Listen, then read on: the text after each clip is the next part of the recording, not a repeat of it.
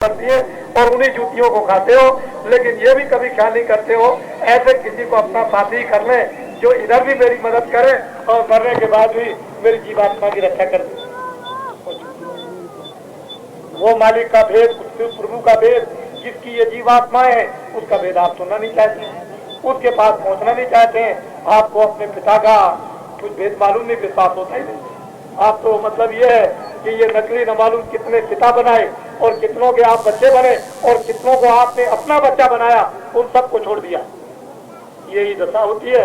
कितने दफे आप गए, जहाँ जहाँ गए वहाँ माँ बाप बने और किसी को बनाया और उनको भी सबको छोड़ दिया और छाती पीट करके रोते रहे, किसी ने किसी की मदद नहीं की।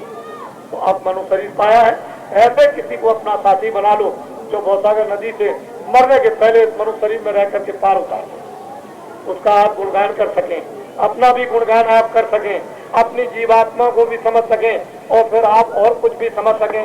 लेकिन वो तो आपने कोई काम किया तो नहीं माने झगड़ा ठाने पक्षपात कर दी। महापुरुष कहते हैं गए तुरंत जीवात्मा, जब उनको मालिक का जीवों को भेद बताया जाए कि तुम्हारा पिता कहाँ है, तुम कहाँ से आए, तुम्हारा घर कहाँ है, तो कहते हैं झगड़ा करते हैं, पक्षपात करते हैं। कोई कहता है तुम मुसलमान, कोई कहता है हिंदू, कोई कहता है ब्राह्मण, तुम कहते हैं हरिजन, कोई कहता है कुछ, कोई कुछ कहता है। पक्षपात करके पास नहीं आते हैं। तुम उस मजहब के हो, तुम उस मजहब के हो। अरे मजहब किसका है? मजहब तो बातों का है, एक रास्ता आने का, एक जाने का। मजहब किस बात का? घर तो सबका एक ही था, एक रास्ते में सारी जीवात्माएं आई थी, अपने अपने कर्म से अलग अलग हो गई। अज्ञान के मत मतांतर हो गए, अज्ञान की संस्थाएं हो गई, झगड़ा करते हैं, पक्षपात करते। तुम जैनी हो, तुम वैष्णव हो, तुम सूफी हो और तुम मतलब ये सिद्धिया हो, तुम सुन्नी हो। ये झगड़ा करते हैं और उन फकीरों महात्माओं के पास नहीं आते, तो क्या मिलेगा? न इधर का कुछ है न उधर का। ये भी मजा गमाया लोग का और वो भी मजा, ये तो क्षणिक था ही, लेकिन वो भी एक गंदे में फंस गए, रोगी बन गए, बीमार बन गए, दिल और दिमाग के और शरीर के। और घर में तबाही और बाहर तबाही। अब घर में कोई चैन से बैठ नहीं सकता है। लेकिन अब यह है कि पक्षपात करते रहते हो, पास में जाते नहीं, मालिक का भेद कैसे मिलेगा, कैसे जीवात्मा धुलेगी? निर्मल जन तो मोह पावे। और महात्मा कहते हैं पूर्विन भवन तरह न कोई जो ग्रंथ शंकर सम होई। जब तक निर्मल पवित्र नहीं होगे आप कैसे जाओगे उसके बाद में? तो पहले तो उनके पास जाओ जो निर्मल और साफ कर। याते में तो समझाऊं ये सब ठग कुल कर। वो संत महापुरुष कहते हैं जीवात्मा मैं तुझको खुल करके समझाता हूँ, तू मेरी बात को मान ले मनु शरीर में मरने के पहले कि ये सब ठग है, ये ठग लेंगे। ठग ठग को ठगता है, लेकिन महापुरुषों ने कभी किसी को ठगा नहीं। ठग ठग को ठगेगा। रास्ते में चले जा रहे हो, ठग हो, ठग को ठग कर लेगा। समझ गए? चोर की चोरी चोर करता है, ये समझ लीजिए। तो मैं खुल करके गाता हूँ कि जिन तुम कर्मों में तुम बंधे हो, पाप और पुण्य में, तुम ऐसे ठग दिए गए हो कि तुमको कोई उबार नहीं सकता। इनके मार्ग तुम मत जाए, तू संतन की शरण क्या जीवात्मा है, तुरंत तू इनके मार्ग मत जा। तू लुट गई है, न मालूम कितने दिन तुझे लुटे हो गए। तो भाग्य अब की मनुष्य शरीर मिला हुआ है, मैं तुझको सलाह देता हूँ कि तू संतों के पास चल। जो संतों का मार्ग है आने और जाने का, उस मार्ग को पकड़ ले और जल्दी से पकड़ करके अपने घर में पहुँच चल। वही तुझे विश्राम मिलेगा, वही तू निर्भय होगी, वही आनंद मिलेगा, वही प्रीतम का दर्शन होगा। वहाँ जन्म मरण फिर नहीं होगा, 84 नरकों में नहीं जाना, पाप पुण्य को तू सिर पर नहीं लादेगी, हिंदू मुसलमान नहीं बनेगी, राजा और गरीब नहीं बनेगी, कोई चूड़ा और चमार तू नहीं बनेगी, तू कोई बाहर का भोजन और तू मतलब ये बीमारी तू नहीं सहेगी, तू निवृत्त हो जाएगी हमेशा के लिए, अपने घर में पहुंच जाएगी। ऐसा घर सुबह शाम गर्मी का और जाड़े ठंडी का नहीं है। ये चीजें वहाँ नहीं है कुछ भी। वहाँ क्या आनंद है, उस आनंद को तो आपको और वहाँ के विस्तार को बता दिया जाए। जरा सी एक बात आपको समझा दी जाए कि वहाँ एक एक वृक्ष करोड़ों करोड़ों मीलों का और ऐसे ऐसे वृक्ष हैं जिन वृक्षों की लंबाई को हजारों वर्ष तक आप नापते रहे तो आप नाप नहीं सकते हैं। और उनके वृक्षों के उन पत्तों पर यानी ऐसे सूरज लगे हुए हैं जैसे ये घास। क्या वहां की उस महिमा को बताया जाए? आपको क्या मालूम है क्या आपके घर में हो रहा और कहाँ बंधे पड़े ऐसे सूरज? इन सितारों की वहां क्या गिनती, इस सूरज की वहां पर क्या गिनती है? जिन वृक्षों की डालियों के ऊपर में क्या लगे हुए, वहां कितने वृक्ष हैं? कभी आपने ये सोचा भी है ऐसा घर आपका आनंद का, ऐसा विलासता का, ऐसा सुंदर, ऐसा बड़ा अपार, वो मतलब ये है कि शक्तिदायक, आप तो वहाँ तो 24 घंटे हर क्षण अमृत बरसता रहता है। ये पानी थोड़ी बरसता है वहाँ पर, अमृत बरसता। और वो जीवात्माएं जो आपकी मनुष्य रूपी मकान में आज तो कुछ नहीं है, जब वहाँ पहुँच जाती हैं तो ये क्या हो जाती है आपको मालूम?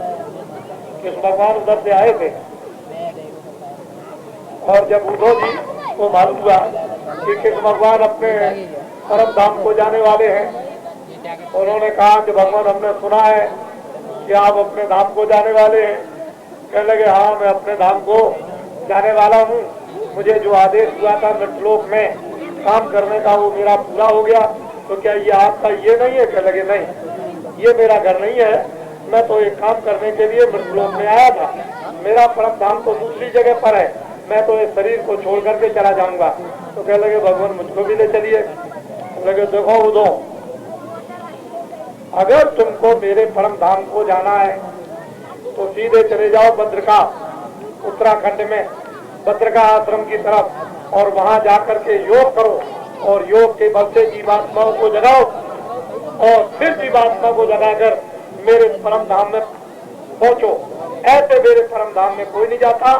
मुक्ति और मोक्ष को यदि प्राप्त करना है तो संतों के पास चले जाओ, वो तुमको मुक्ति और मोक्ष दे देंगे। क्या करें जीवों के लिए कि वर्तमान में कृष्ण भगवान उद्धव ऐसे परम मित्र को ये उपदेश करते हैं और आपने तो कृष्ण भगवान को देखा भी नहीं। और कृष्ण भगवान कहते हैं कि मुझको यदि तुम्हें पाना है तो उनके पास चले जाना जो मुझको पा चुके, मुझे जो पाने वाले हैं उनके पास चले जाना तो वो मुझको मेरे पास में तुमको पहुंचा देंगे। तो ये भी बात आप मानने को तैयार है, क्योंकि आप तो बच गए, आप तो यहाँ जाल में फंस गए और भरम में उलझ गए, आपको तो भरम आ गया। और भरम की यानी शक की सुबह की दवा लुकमान हकीम के पास भी नहीं। भरम उसको कहते हैं जिसकी कोई दवा ना, ऐसे भरम में यहाँ फंस गए, तुमको तो कुछ मालूम नहीं। तो कहते हैं अरे भाई हे जीवात्मा जो दोनों आंखों के पीछे बैठी हुई है, तू जल्दी से जल्दी उन संतों के पास चली जा और वो तुझे कुछ दे देंगे, जा करके तुम वहां ले जा, वहां तुझे सब कुछ मिल जाएगा। और जब वो रास्ता बता दे तुझे आने जाने का, जिस रास्ते से आते हैं तो धीरे से चली जाना उसके, उनके साथ साथ तुझे बल मिल जाएगा, ताकत मिल जाएगी, रास्ता दिखा देंगे, पकड़ के ले जाएंगे, पहुंचा देंगे। जब तेरी आंख खुलेगी तब तू बड़े बड़े ब्रह्मांड, बड़े बड़े लोग को तू देखना और जल्दी जाना और नीचे देखना कि जमीन में क्या हो रहा, तब तुझे पता चलेगा कि अरे क्या है 84, ये नरक क्या है, ये क्या है जन्मना मरना क्या है, ये गर्भाधान क्या है, कैसे चिल्लाते हैं ये जीवात्माएं कैसे डाली जाती हैं, कैसे इनको मतलब ये कि मारी जाती हैं, क्या इनके साथ में होता है। जब उधर आँख खुलेगी तो नीचे का सब देखना, तब पता चलेगा ये बड़ा सरकारियों समझ। अच्छा आपके लिए मौका है, ये भी दिन आपके अच्छे जाने वाले हैं। बहुत गई थोड़ी रही, बहुत समय चला गया, बहुत उम्र चली गई, बहुत दिन चले गए, थोड़े से रह गए, वो भी जाने वाले। उन्हीं बचे हुए दिनों में कुछ अपना काम कर लीजिए। अपना काम अभी तक आपने कुछ नहीं किया है, जो कुछ किया आपने किराए के मकान के लिए, किराए का मकान खाली ये पड़ा और सामान सोच लीजिए आप इसको अच्छी तरह से, तो बात धीरे से समझदारी से गुरु का सोई तुम्हें कहते हैं सुरते जीवात्मा सच को, जिन्होंने उसको प्राप्त कर लिया आते और जाते हैं, वो सत्य को पाने वाले सत्य कहते हैं जो कहे।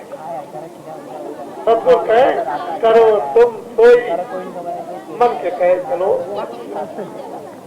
मन ये भौमे ले जावे और फिर गोता दिलवा दे, काज चक्र में डाल घुमावे, इसमें डाल देगा तो निकलने वाली तुम।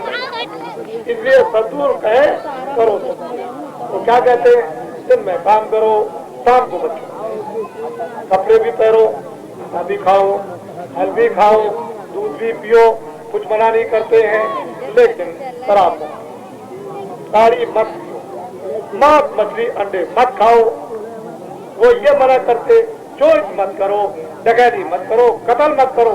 दिन में काम, शाम को बच्चों की सेवा, और उसके बाद जो कुछ भी समय थोड़ा बहुत बचे तो भगवान का आधा घंटा, 20 मिनट, 1 घंटा भगवान का भजन। गृहस्थाश्रम में रहो, यहीं से भगवान मिल जाएगा। मथुरा चले गए, श्रीनाथ द्वारा चले गए, आप द्वारका चले गए, रामेश्वरम चले गए, घर गृहस्थी बच्चों को छोड़कर, खेती काम का दफ्तर छोड़कर, तो तुमको भगवान कभी बात अब समझ में आई। कपड़ा भी छोड़ दोगे तब भी भगवान नहीं मिलेगा, खाना भी छोड़ दोगे जब भी भगवान नहीं मिलेगा, उल्टे लगे रहोगे तब भी भगवान नहीं मिलेगा। भगवान तो युक्ति से मिलेगा, प्रेम से प्रकट होए। मैं प्रेम को इत्यादियों में और तिजोरियों में नहीं है, प्रेम उन महापुरुषों के पास, उस सदगुरु के पास है जो प्रेम गंगा में स्नान करते हैं, और उनसे ये प्रेम मिलेगा और प्रेम से प्रकट हो जाएगा। प्रेम तो वहाँ मिलता है, प्रेम कोई क्यारी और तिजोरी में और दफ्तर में प्रेम नहीं रखा, और दिल्ली की पार्लियामेंट में प्रेम नहीं है, ना आपकी मुस्लिम के उस दफ्तर में प्रेम रखा हुआ। प्रेम तो महापुरुषों के साथ है, जो जीवात्मा को चेतन सत्ता के साथ जोड़े हुए, उनसे प्रेम मिलेगा। लेकिन आपने तो ये भी छोड़, इसको भी नहीं आपने समझा। ये इधर दौड़ दौड़ करके बार बार कोई झूठी सूखी मिट्टी खाते हो तो बीमारी तो जरूर होगी। मन की बीमारी, बुद्धि की बीमारी, फिर शरीर की बीमारी, फिर काम, क्रोध, लोभ, मोह, अहंकार भूत सवार हो जाएंगे तो घर पटकेंगे और पटक देंगे, तुमको मिट्टी में मिला देंगे, उठने नहीं देंगे। तो फिर क्या बना देंगे, तुमको जानवर बना देंगे, पशु बना देंगे। फिर पहचान नाक में, न तुम्हारी पहचान कुछ सुन सकोगे कानों से, और न बुद्धि से धर पटकेंगे, और ऐसा पटक करके पशु बना दिया। यही मनुष्य, शकल में तो मनुष्य है, लेकिन काम करने में पशु, देखने में पशु, सुनने में पशु, बोलने में पशु, विचार करने में पशु। जिसको पशु को कोई लज्जा, कोई शर्म, कोई हया नहीं रहती है, उसी तरह से ये दशा मनुष्य की इंद्रियों की हो गई। सतगुरु कहे सोई तुम मानो, इनका भजन न कर। कहते हैं कि जो सतगुरु कहे मान लो, वो तो ये नहीं कहते खाना छोड़ दो, गृहस्थी छोड़ दो, काम छोड़ दो। घर में रहो, काम करो, गृहस्थी में रहो, बच्चों की सेवा, अतिथि का सत्कार, और उसके बाद यही तो कहते हैं कि 24 घंटे में आपको समय न मिले तो टट्टी में बैठ के भजन कर लो। और टट्टी में भी 5, 10 मिनट, 15 मिनट भगवान का भजन नहीं कर सकते तो चुल्लू भर पानी में डूब के मर जाओ। ऐसी जिंदगी किस काम की? क्योंकि जो काम कर रहे हो वो तो रास्ता सीधा खुला हुआ जाने का। तुमको तो मालूम नहीं है कि जमदूत कितने भयंकर और खतरनाक, कितने कुरूप होते हैं, कितने डरावने होते हैं कि टट्टी और पेशाब एक साथ निकल जाए। आपको तो अभी कुछ मालूम नहीं। एक मामूली बाहर कह दिया जाए घर में भूत रहता है तो वहाँ पर पति पत्नी बच्चों को लेकर और दूसरी जगह रिश्तेदारी में चली जाएगी। इस भूत को तुम नहीं देख बर्दाश्त कर सकते हो। वो जब जमदूत भूत मिलेंगे वो तो किसी को छोड़ने वाले है ही नहीं। तुम्हें तो वही दुनिया का रंग चढ़ा हुआ है, हाय दौलत, हाय दौलत, हाय दौलत, हाय दौलत, हाय दौलत। ये सब मकान, सबकी आंखें बंद हो जाए, ये सब मकान हम ले लें। सारे अहमदाबाद से आदमियों को मार डालिए तो क्या सब मकानों में आप रहोगे? मकान तो आपको एक ही चाहिए। लेकिन इतनी हबीज है कि सब हमारे पास आ जाए, किसी के पास कुछ नहीं। ऐसा काम मत करो, इतनी हवस उड़ा। अरे ऐसा सोचो कम से कम कि सबको मतलब ये सब चीजें मिले और सबके काम आए, तो कभी आप इसके काम आ गए हो, कभी आप मैं ये सब कहता हूँ कि आप सेवा मत कीजिए, गृहस्थी का काम मत कीजिए, खेती मत कीजिए, दुकान मत कीजिए, दफ्तर मत कीजिए, कपड़े मत पहनिए, खाना, ये मैंने कब कहा? मैं तो कहता हूँ ये सब काम करो, करना है। उसके बाद 22 घंटे ये काम शरीर के काम के लिए और जीवात्मा की रक्षा के लिए घंटे 1.5 घंटे ये आपको सलाह देता। कहते हैं सदगुरु कहे तुम उसको मानो और तुम्हें कुछ पूछने और कुछ प्रश्न करने की कोई जरूरत नहीं है। वो तो आपकी वही चीज बताएंगे, चीज देंगे जो आपकी भलाई है। तो आपका नुकसान करना नहीं चाहते, लेकिन आप संतों महात्माओं का विश्वास नहीं करते तो धक्के नहीं खाओगे तो क्या होगा? आज ये सारी दुनिया धक्का खा रही है। वो तो इतना ढंढोरा पीटा गया, इतनी मेहनत की। बाबा जी का काम कोई यज्ञ करने का नहीं था, ना हमने कभी यज्ञ किया था। हमारी तो साधना दूसरी थी, हमारा योग दूसरा था, हमारा रास्ता दूसरा था। जो सनातन है उस रास्ते पर चले थे, वो रास्ता था। हमने तो कभी इसको किया नहीं था, लेकिन हमको तो एक बीच में स्वप्न हो गया कि इनके लिए मेहनत कर दो। बेकार हमको मेहनत आपके लिए करनी चाहिए कि चलो भाई अगर ये काम नहीं करते हैं तो ये देवता खुश नहीं होने, इनकी जान निकल जाएगी, मानव शरीर इनका चला जाएगा, ये त्राय करेंगे। क्षमा करना, दिन खराब आपके अभी निकल गए, अभी है, लेकिन आपको तो मालूम नहीं है। 80 बरस का बुढ़ी और 12 बरस का बच्चा और बच्ची, इनकी कलम कर दी जाती ऊपर नीचे की दोनों। ऊपर वाले की तो 80 बरस के बुढ़े की, सबसे नीचे वाले की 12 बरस के बच्चे बच्ची की कलम कर दी जाती। कलम समझते हो? अरे कलम समझते हो? कलम कहते हैं नसबंदी को। कलम समझ रहे हो? नसबंदी को कलम कहते हैं। और बीच का कोई हिंदू मुसलमान बचने वाला था नहीं, बीच का तो कोई बचता ही नहीं। नीचे का ये और ऊपर का ये, बीच का सब ऐसे बैठे रहते। दफ्तर में उठा करके तुमको ले जाते, ऐसे नीचे सड़क पर पटक कर कलम कर देते। उस वक्त कुछ नहीं था, ये सामान सब कुछ बन गया था और वही काम सारे हिंदुस्तान में जारी हो गया था। बड़े भाग करके खेतों में किसान जा करके जंगलों में छुपे रहते थे, साल तक छुपे रहे, घर नहीं आए। ये काम अभी मोहलत मांग ली देवताओं से। अयोध्या में आपके यहाँ साबरमती नदी में जब सतयुग आगमन किया था, वो महायज्ञ आपने देखा उसको, और फिर काशी में किया जिसमें 2 करोड़ से ऊपर, तो आपको थोड़ी सी मोहलत, थोड़ा समय मांग लिया कि जरा दया कर दीजिए, जरा थोड़ा समय दे दीजिए।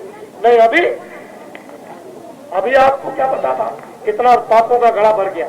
और फिर बात नहीं सुनते, मानते नहीं है कि हित की बात की जाए, उसको भी नहीं मानते, उसको भी छोड़ देते। आपसे क्या मतलब? फिर आप बाप से कहने लगते हो, माँ से, कि आपसे क्या मतलब है? अरे तुमको पाल पोस के बड़ा किया, तुमको तो शर्म आनी चाहिए, माँ बाप की सेवा करो। लेकिन आपसे क्या मतलब?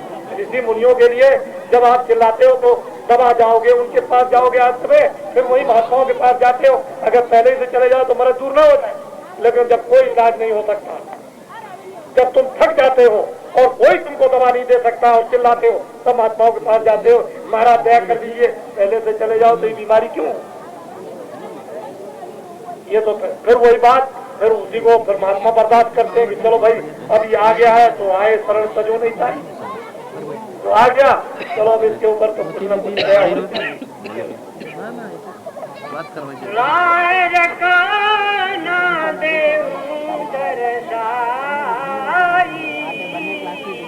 पता भेद वो महापुरुष कहते हैं कि जीवात्मा है सूरत में रास्ते का पता ठिकाना, तू कहाँ से आई, किधर से आई, वो मैं सब तुझको पता और ठिकाना सब तुझको खोलकर बताए देता हूँ कि ये तेरे रास्ता आने का और ये जाने का है। तू ऐसे स्थान पर मनुष्य शरीर में बैठी हुई है, तू कैसे जाग जाएगी, कैसे आँख खुलेंगी, कैसे कान खुल जाएगी, सब मैं तुझको बताए देता हूँ। फिर मैं सहयोग दूंगा तुझे, मेरे बल से, मेरे सहयोग से, मेरी मदद से तू जल्दी करना और जल्दी से जल्दी तू काम कर ले। मन और अब वो बड़े प्यार से समझाते हैं कि तू क्या काम कर कि ये जो मन इंद्रियों के दरवाजों पर इधर जो दौड़ दौड़ करके बाहर जाता है, थोड़ा सा इसको समेट करके यहाँ ले आ, यहाँ इसको रोक करके और सामने बिल्कुल सीधा एक तिल है, छोटा सा बिंदु, उसके ऊपर में तू जरा सा रोक कर अपनी दृष्टि को रख और मन को उसका साथी बना ले अपना। जरा मन को भी रोक करके रख तो जल्दी से क्या हो जाए ना कि दरवाजा धीरे से खिड़की खुलेगी और जैसे ही खिड़की खुली तूने देखा उधर कि उधर क्या है तो मन को बड़ा आनंद, मन क्या चाहता है? आनंद चाहता है। इधर आनंद मिलेगा उधर भाग के चला जाएगा। तो खिड़की में होकर के जब देखेगा और आनंद मिला तो फट भागेगा इधर का आनंद। ये विषयों का आनंद इंद्रियों के दरवाजों का छोड़ देगा और सही सच्चा आनंद पीने लगेगा। बोलो। मन और सूरत जमावो दिल पर के रघुमर घट आवो। कहते हैं कि चारों तरफ से घेर करके और घाट पर दोनों आंखों के सामने वो घाट है, दरवाजा है, वहाँ घेर करके ले आओ। जो दरवाजा बंद है उसको धीरे से खोलो। जब ये खुल जाएगा तो राम नाम रूपी मणि का साक्षात्कार दर्शन, जो सूरज से भी ज्यादा प्रकाश रोशनी और लाइट करती है। ये सूरज और चंद्रमा से, ये सूरज और चंद्रमा और सितारे ये सब एक कर दिए जाएं, इससे ज्यादा राम नाम रूपी मणि में प्रकाश है। उसको कहते हैं आत्म साक्षात्कार। उस आत्म साक्षात्कार दिव्य दृष्टि खुलने के बाद जब आत्म साक्षात्कार होता है तो पूरा अपना चेहरा, अपनी शकल, अपना स्वरूप, अपना भेद जीवात्मा का उसमें दिखाई देता है। तब पता चलता है कि वो मैं कितना सुंदर हूँ। जब तक जीवात्मा का दर्पण नहीं मिलता तब से अपने आप को पहचान नहीं सकते आप। उसमें जब दर्पण मिलेगा, दर्शन होगा, अपना स्वरूप और उसमें उनका स्वरूप, जब दोनों का एक दूसरे का दिखाई देगा तब फिर पता चलता है। क्यों कहते हैं कि तुम्हें करो कि इधर से घेर करके घर पर दरवाजे पर आना। ये है दरवाजा, इधर दोनों आंखों के बीचों बीच में बिल्कुल सामने। अंदर जीवात्मा में एक आंख है, उसको ज्ञान चक्षु कहते हैं। शरीर में दो आंखें, इसको जन्म चक्षु। शरीर की दो आंखें और जीवात्मा की एक आंख। इससे ये पता चलता है कि तीन आंखें। बाहर की आंखें बंद हो जाएंगी, बाहर से देखना बंद। बाहर की आंख खुल जाएंगी, बाहर से दिखाई देगा। अंदर की आंख बंद हो गई, अंदर से बंद। अंदर की आंख खुल जाएगी तो अंदर से दिखाई देगी। तो अगर उस सृष्टि को देखना चाहते हो और उस सृष्टि के सुंदरता को और परमात्मा का साक्षात्कार, देवी देवताओं को देखना चाहते हो, उससे भी दृष्टि जरूरी है, ज्ञान चक्षु जरूरी है। और वो सबके पास है, जितने भी बच्चे बच्चियां, नर और नारी जितने बैठे हैं सबके पास, सबको जन्म जान का अधिकार मिला इसके पाने का। लेकिन आप इधर चलो, इस तरफ चलो। हाँ, देखो जो अब बात कहते हैं कि सूरत है जीवात्मा, जब तू यहाँ घर अपने घाट पर आ जाएगी दरवाजे पर तो तुझे खिड़की दिखाई देगी। फिर एक चौक मैदान लंबा दिखाई देगा, प्रकाशमान, बड़ा सा चौक, बड़ी लाइट। इतनी लाइट है कि ये लाइट उसके सामने कुछ नहीं है और इतनी आनंद की शीतल वो लाइट है। तो आपको ये होगा कि मैं कहाँ गया, ये तो कोई और जगह है। मैंने तो ऐसी जगह न दिल्ली में देखी, न बम्बई में देखी, न अमेरिका में देखी, न चीन में देखी। ऐसी ठंडी और ऐसी शीतल और आनंद की जगह, ऐसी जगह पर जब खड़े हो जाओगे, ऐसी ठंडी हवा कि कभी आपको यह स्वप्न में भी नहीं मिली होगी। वो है चौक। चौक कहते हैं मैदान। जैसे आप इस मैदान में घर से बाहर निकल के बैठ गए हो, इसको चौक और मैदान कहते हैं। जब उसमें खड़े हो जाओगे उस मैदान में, तब आपको पता चलेगा क्या है। बोलो। निरखो खिड़की देखो जो चित लगावो राखो रो। कहते हैं कि जब आपको चौक और मैदान जब दिखाई देने लगे तो थोड़ी देर उसमें तुम खड़े होकर के बराबर देखते रहो। जब देखते रहोगे थोड़ी देर तो क्या होगा उसको सुने आप। रंगी फुलवारी को दीपदान घट भीतर। कहते हैं कि 5 रंगों की सृष्टि आप उधर में जब देखो, 5 रंगों की सृष्टि जब उधर देखोगे, ये क्या कुछ नहीं, और फिर वो दीपदान वो जलता हुआ जब साक्षात्कार दिखाई देगा तो वो कितना बड़ा दीपक है और कितना बड़ा चिराग है, सूरज इधर से निकलता डूबता इसने न मालूम कितना गुना बड़ा, उसको कहते हैं दीपदान। घट भीतर देखो, दर्शन करो, साक्षात करो, तब उस सृष्टि का बोध होता है। दो हो ये सृष्टि वो सृष्टि है। नारद जी जाते थे, राम जाते थे, कृष्ण जाते थे, कबीर जाते थे, मीराबाई ने सैर की थी। गोस्वामी जी महाराज कहते हैं अति विचित्र लोक अनेका रचना अमित एक एका, ऐसे विचित्र विचित्र लोग हैं तो मैंने कभी सुने नहीं थे। ये तो गुरु की कृपा हो गई, इन्होंने क्या वस्तु मुझको दे दी। कहते हैं वो बिल्कुल साफ दिखाई दे। वहाँ अंधेरे का क्या काम, वहाँ तो सूरज निकलता न डूबता, वहाँ तो बराबर एक सा रहता है, यानी मौसम न कम न ज्यादा। बोलो कोई दिन ऐसी लीला देखो नील चक्र आगे। कहते हैं कि बड़ी सुंदर सुंदर लीला देवी देवताओं की, बड़े सुंदर सुंदर सरोवर, बड़े सुंदर सुंदर बगीचे, बड़े सुंदर सुंदर पहाड़, इतने सुंदर सुंदर कि तुम देखते ही रह जाओगे कि मैं किस दुनिया में इधर जा रहा हूँ। ये क्या मुझे दिखाई देता है, उधर तो मैं मृतलोक में था, मैं बाहर की आंखों से क्या देखता था, इधर क्या दिखाई दे रहा है। ऐसे सुंदर सुंदर उधर आपको दिखाई देंगे, देखते चलो। तो उसमें धोखा किस बात का, जब दिखाई दे और सुनाई दे तो धोखे कैसे क्या काम। बोलो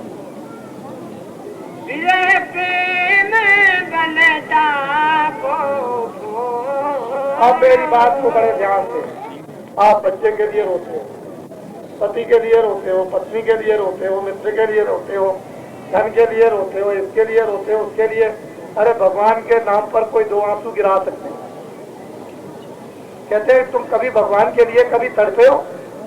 मछली तो पानी के लिए तड़पती है, चकोर को जो है स्वाद बूंद के लिए तड़पती है, मृग जो है वो आवाज सुनना चाहता है, उसके बगैर भागता है कि मुझे कहीं ना कहीं मुझे पानी इस ऋतु में मिल जाए।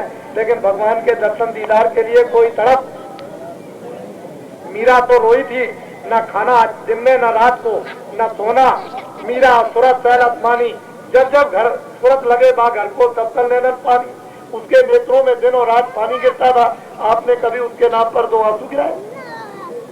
अगर कहीं भगवान के नाम पर जिस तरह से अपने बच्चों के लिए रोते हो, दो आंसू गिराते तो दरवाजा टूट जाता, और टूट करके फिर क्या मिलता आपको? उधर देखते आप, लेकिन आप तो कभी रोते नहीं हो, नासमान वस्तुओं के लिए रोते हो, और वो भी तुम्हारे सामने बच्चा जा रहा, तुम कुछ नहीं कर सकते हो, बच्ची जाती कुछ नहीं कर सकते हो, पति मर रहा कुछ नहीं कर सकते हो, पत्नी मर रही कुछ नहीं कर सकते हो, माता पिता जा रहे कुछ नहीं कर सकते हो, और रोते हो छाती फाड़ के। क्या होता? भगवान के लिए कुछ आप कभी रोए भी तो गिरे बेचना, दो आंसू गिराना। अगर ये काम अपने जीवन में थोड़ा कर लेते तो भगवान न मिल जाता, जो सबका देने वाला, जिसके पास सब वस्तुएं, जिसके पास सब चीजें, जिसके पास सब आनंद, जिसके पास सब शक्ति है, जिसके पास सब कुछ ज्ञान है, वही आपको ज्ञान का भंडार मिल जाता, शक्ति का और वस्तुओं का। फिर उसके पाने के बाद फिर पाने को क्या रह जाता? लेकिन दो आंसू भी कभी नहीं गिरे।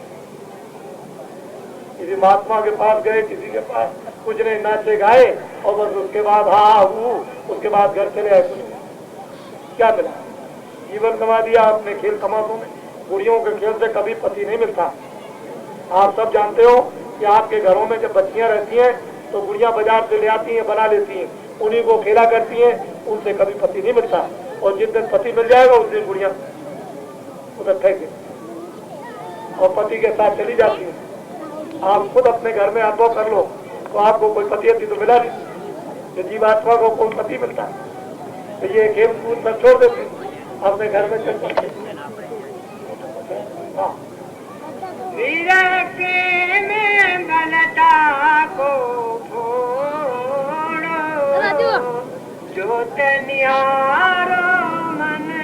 कहते हैं कि वो अंदर में ज्योत परमपिता, उस परमात्मा की, ईश्वर जिसको भगवान कहते हैं, उसकी वो ज्योत चल रही है, उसका दर्शन करो, निहारो। इधर से मन को थोड़ा ही सा रोक लो और मदद लेकर के उधर घेर करके खड़े हो जाओ। देखो उसको, देखो दर्शन होता है कि नहीं होता। जब ज्योत का दर्शन होगा तब क्या होता है उसको सुनो।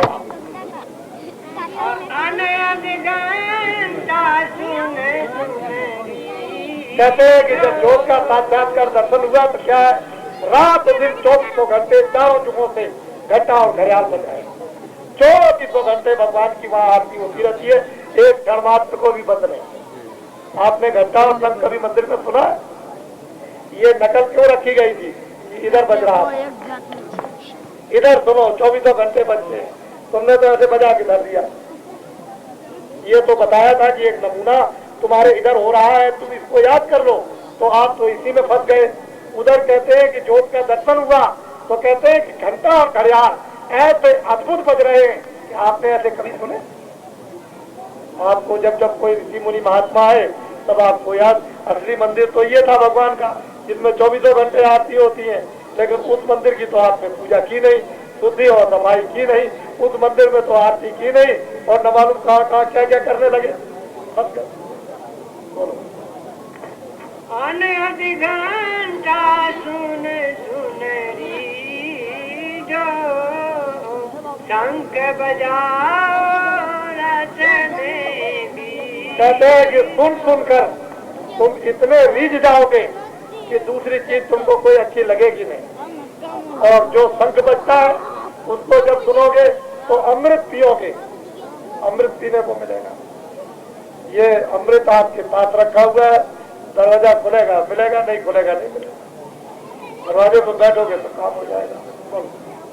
ये पहला स्थान बताया सतगुरु ने बरने सुना। कहते हैं कि ये पहला स्थान, अभी तो दूसरा स्थान, फिर उसके ऊपर और, फिर के ऊपर और, ये जो पहला स्थान बताया जहाँ आप फंसे हुए हो, यहाँ जाकर के जब साक्षात्कार हुआ तो ऊपर की भी खबर आने लगी, वो तो ऊपर से भी फिर आने लगती है।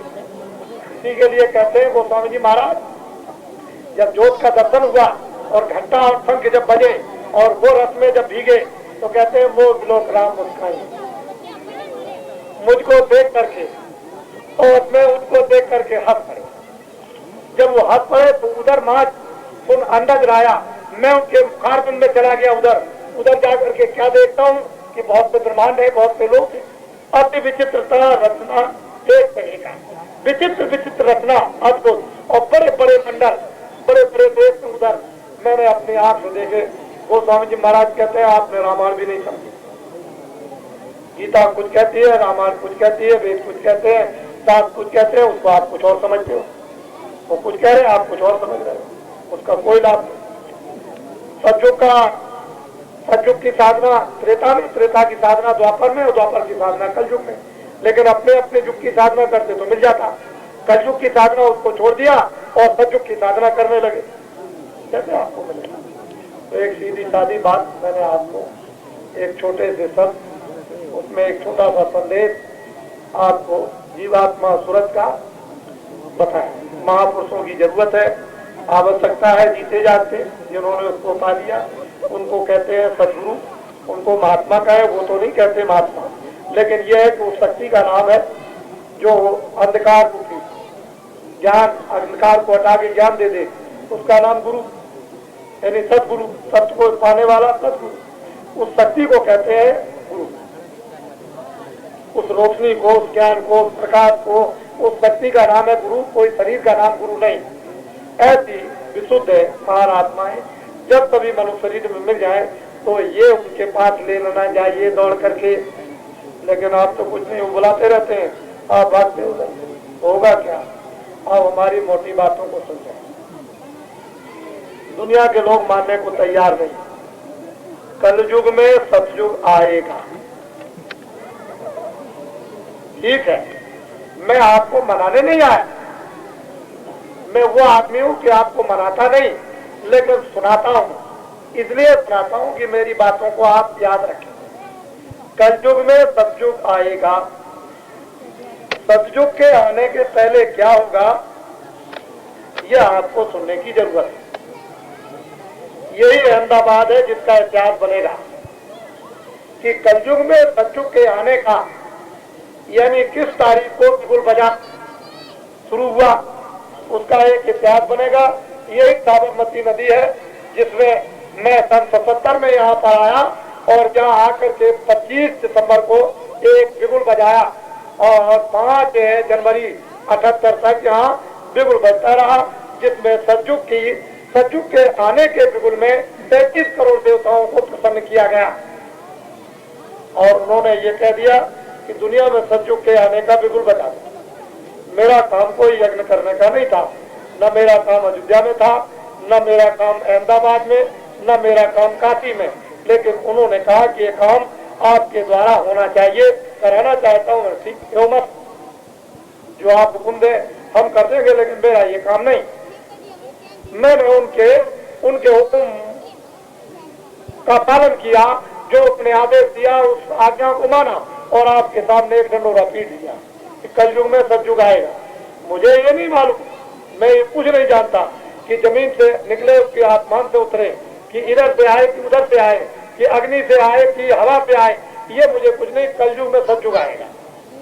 मैं तो बस ये काम मैं आपको सुनाने आया हूँ और ये चाहता हूँ कि आप लोग रामायण को याद करें कि जब जब होए धर्म की हानि, गीता को याद करें जब जब होए इदाई धर्म, तब तब महान आत्माओं का प्रादुर्भाव। फकीर कहते हैं कि 14वीं सदी के अंत में बड़ा कोहराम मचेगा। उसके कई एक निशान उन्होंने बताए कि जब मस्जिदों से बुलंद आवाज निकलने लगे तो समझ लेना कि समय करीब आ रहा है। जब मस्जिदों से बुलंद आवाज ऊपर निकलने लगे तो समझ लेना कि समय जल्दी आ रहा है। इसको आप बड़े ध्यान के साथ में, फकीर ने कहा कि 14वीं सदी के अंत में बड़ा कोहराम कोलाहल मचेगा। उसी समय पर एक फकीर खुदा का पैगाम लेकर जमीन पर उतरेगा। अब ये मैं नहीं जानता हूँ कि माँ के घर से आएगा कि आसमान से उतर के आएगा, लेकिन जो आने का उसने रास्ता रखा है वो तो माँ के घर से ही रखा है, दूसरा आसमान से गिरने का नहीं रखा। उसको आप ध्यान में रखिए। तो जो फकीर ऊपर से आएगा तो क्या 2 बरस का होगा, 2 ही साल का होगा। समझ लीजिए कि जब वो खुदा का पैगाम भगवान का संदेश सुनाने लगेगा तो 2 ही बरस का होगा, और जब वो संदेश देने लगेगा तो हिंदुस्तान की सारी सड़कें खाली हो जाएंगी। कलयुग में सतयुग आएगा। मुझे ये बात मैं आपसे मदद ये चाहता हूँ कि इस किराए के मकान का नाम तुलसीदास, एक छोटा सा आश्रम मथुरा में जहाँ कृष्ण भगवान का जन्म हुआ है। 2 परिचय। तीसरा परिचय, मैं जय गुरुदेव नाम का प्रचार सारे हिंदुस्तान में करता हूँ, मैं आपके सामने बैठा हुआ हूँ। दूसरा कोई भी जय गुरुदेव नाम का प्रचार नहीं करता। मैं प्रचार करने वाला आपके सामने असली, नकली नहीं। उसको आप अच्छी तरह से जिधर भी जाएंगे आपको जय गुरुदेव नाम का प्रचार मिलेगा। जय गुरुदेव नाम यानी किसी आदमी और जानवर का नहीं, उस परम पिता परमात्मा, उस परम ब्रह्म का, उस सर्वशक्तिमान, उस भगवान का, ईश्वर का। मुसलमान उसको खुदा कहे या ईसाई उसको गाद, मैं उसका प्रचार करता हूँ। अपने अपने दरवाजों पर सूचक चिन्ह लिखे, ऊपर जय गुरुदेव नाम भगवान का, नीचे सतयुग आएगा। 1 बीघा खेत में 100 मन गेहूं 100 मन चावल लाएगा। आपको ये लिखने में इतराज क्या? दुनिया के तमाम लैला मजनू की किताबें और तमाम शब्द दिल और दिमाग और तमाम लिखते और आप पढ़ते रहते हैं। ये आपको सूचक है, योगदान, मदद, सहयोग, ये आपका नुकसान क्या है? लेकिन अफसोस है इसके लिखने में और इसके याद करने में शर्म। लैला मजनू की कहानियों में कोई शर्म नहीं। नंगे चित्र तो बनाओगे, उसमें कोई हया और शर्म आपको नहीं आएगी, लेकिन भगवान की तस्वीर बनाने में आपको शर्म। कलयुग में सतयुग आएगा। इतना बड़ा देश के अंदर परिवर्तन होगा जो तुम्हारे मस्तिष्क यानी दिल और दिमाग और तुम्हारे स्वप्न और ख्वाब भी नहीं। आपको तो अभी कुछ पता है, कुछ जानते ही नहीं। बाबा जी को समझते हो कि तो पागल हो गए, इनको क्या है? लेकिन ये बाबा जी आपके सामने जिस मंच पर बैठकर खड़े होकर बोलेंगे, इनकी कोई बात इधर उधर होने वाली नहीं। इधर उधर होने का कोई नहीं। ये बात अलग हो सकती है कि आप मेरी बात को न समझ, वो बात अलग है। उसके लिए आप कुछ निकट में, कुछ है समीप में, कुछ बात में कुछ आपको आना पड़ेगा तो बातें आपकी समझ में आ जाएंगी। लेकिन आप चाहोगे कि नहीं हम जरा सी 2 मिनट सुने और चले जाएं, तो अधूरी बात आपके सुनने में आएगी और अधूरी का परिणाम क्या होगा तो आपको मालूम होगा। तो इसलिए मैं और कुछ नहीं बताना चाहता हूँ। जब दोबारा आपके शहर में फिर आऊंगा तो आपको फिर कुछ बताऊंगा। अभी तो मैंने आपको बता दिया कि काशी में काशी विश्वनाथ बम्बोले शंकर जी 11 दिन तक काशी छोड़कर सतयुग की स्वागत तैयारियों में गंगा रेती पर 10 मील मैदान में 2 करोड़ से ऊपर नर नारियों के साथ रहे। कब से कब तक? 15 फरवरी 79 और 25 फरवरी 79 तक। और उन्होंने कहा कि मैं काशी नहीं जाऊंगा, मैं तो जो प्रदेशों से प्रांतों से नर नारी 2 करोड़ से ऊपर आए हैं, इस गंगा तट पर मैं उन भक्तों के साथ काशी छोड़कर 2 वर्ष के लिए जा रहा हूं। काशी में काशी विश्वनाथ बम्बोले शंकर जी अब नहीं है, 2 वर्ष के लिए काशी छोड़ के चले गए। अब तो आप पूछोगे कि काशी छोड़ के चले गए तो क्या करेंगे, ये नहीं पता, ये मैं बताने वाला नहीं आपको। मैंने जब बताया था, ईसा मसीह ने जब बताया तो आपने रात को मीटिंग करके सुबह फांसी पे चढ़ा दिया। जब मीरा ने बताया तो रात को मीटिंग करके उसको सुबह जहर पिला दिया। जब ऋषियों ने बताया कि सुबह राम को रात तिलक होगा तो रात को मीटिंग करके 14 वर्ष का वनवास करा दिया। जब नारद जी ने बताया कि कंस तुम्हारी प्रजा तुम्हारे पापों का घड़ा भर गया, अगर तुम इसको नहीं छोड़ते हो तुमको मारने वाला तुम्हारी बहन से पैदा होगा, तो रात को मीटिंग की, बहन बहनोई को बुला करके मथुरा जेल में बंद कर दिया। जब गुरु गोविंद सिंह ने कुछ कह दिया तो फिर क्या किया कि उनके बच्चे जिंदा ही दीवार पे चुनवा दिए। मोहम्मद ने कुछ कह दिया तो जंगलों की ठोकरें खानी पड़ी, और संतरेत महात्मा ने कुछ कह दिया तो रात को मीटिंग करके जिंदा ही सबके सामने बैठाल कर उनकी खाल खिंचवा दी। और हुसैन साहब ने